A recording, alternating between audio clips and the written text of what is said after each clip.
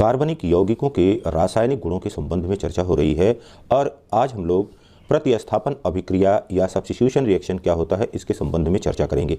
यहाँ पर देखिए बेटा, जब संतृप्त हाइड्रोकार्बन की चर्चा हो रही थी तो संतृप्त हाइड्रोकार्बन में आपको बताया था कि ये सामान्यतः अक्रियाशील होते हैं।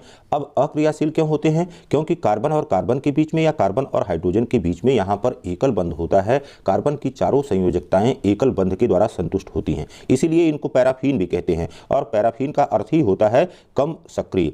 तो ऐसी कार्बनिक रासायनिक अभिक्रिया जिसमें किसी हाइड्रोकार्बन से एक या एक से अधिक हाइड्रोजन परमाणु को निकाल करके उसके स्थान पर किसी दूसरे तत्व का परमाणु जुड़ जाता है प्रतिस्थापन। यदि हाइड्रोकार्बन से हाइड्रोजन का विस्थापन क्लोरीन द्वारा होता है तो इसे हम क्लोरोनीकरण या क्लोरीनेशन रिएक्शन सामान्य अभिक्रिया एक ले रहे हैं। जैसे मेथेन CH4, यह मेथेन है। यह जब क्लोरीन से अभिक्रिया करता है तो क्लोरीन से अभिक्रिया करके Cl2 से अभिक्रिया करके सबसे पहले क्या करेगा? एक हाइड्रोजन का विस्थापन करेगा। यहां पर यह बन जाएगा CH3Cl, CH3Cl प्लस यहां पर हो गया HCl। इसको कहते हैं क्लोरोमेथेन। और यहां पर यह हाइड्रोक्लोरिक अम्ल हो गया।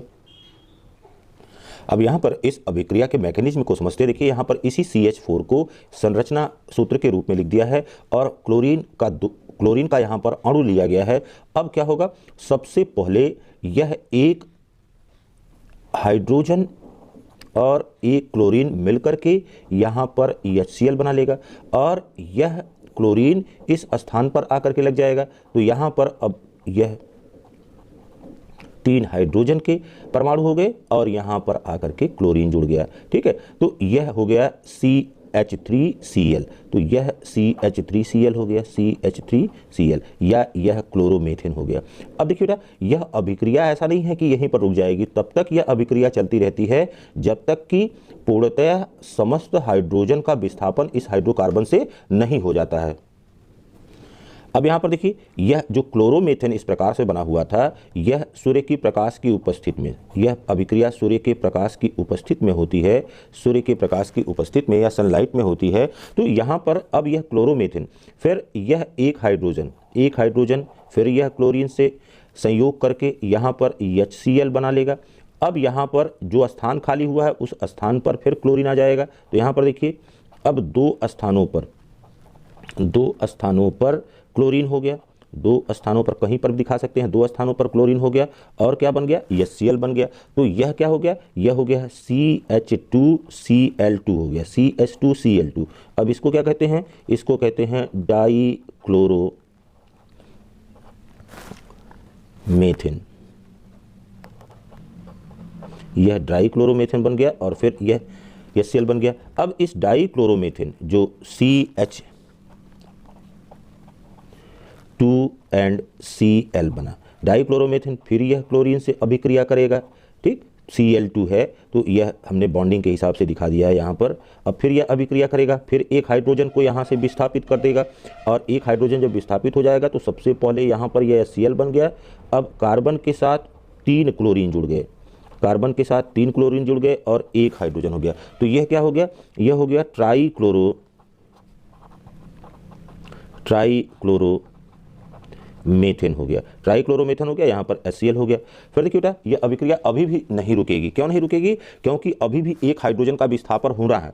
तो यहाँ पर जो ट्राइक्लोरोमेथेन बन रहा है, इस ट्राइक्लोरोमेथेन को देखिए CCl, HCl, फिर यह Cl2 से अभिक्रिया करेगा।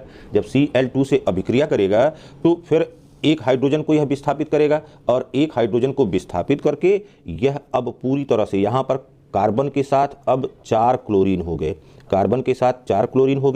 और फिर यहाँ पर HCl बन गया। तो चारों हाइड्रोजन का विस्थापन यहाँ पर हो गया और यह बन गया कार्बन क्लोराइड बन गया।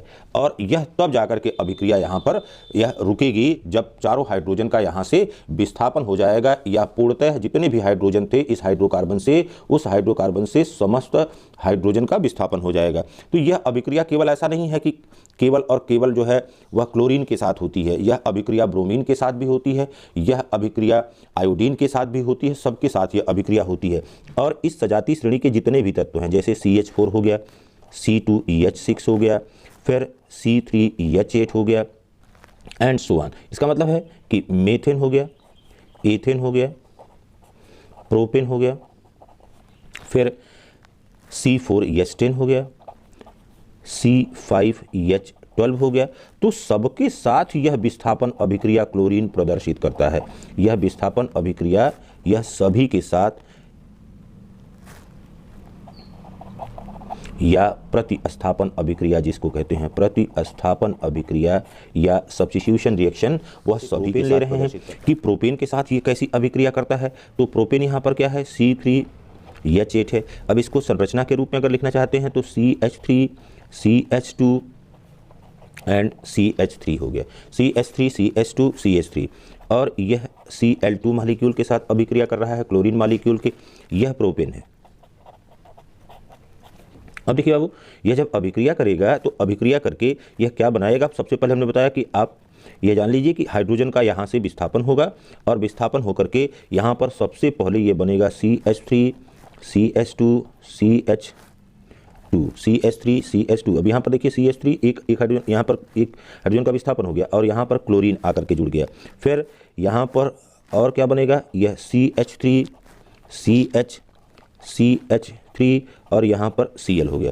तो यहाँ से देखिए 2 हाइड्रोजन था, यहाँ पर इस 2 हाइड्रोजन से एक हाइड्रोजन विस्थापित हो गया, तो यहाँ पर अब प्लस 2HCl बनेगा। ठीक, 2HCl बन गया। तो अब इसको क्या कहेंगे, यह 1 क्लोरोप्रोपेन है, 1 क्लोरोप्रोपेन है। और अगर इसकी नंबरिंग करेंगे तो 1 2 3 1 2 3, यह 2 क्लोरोप्रोपेन